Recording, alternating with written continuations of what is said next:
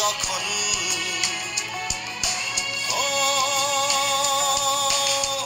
এক পলকের সেই একটু দেখায় তল পার হবে যে কার পিয়াসী মন।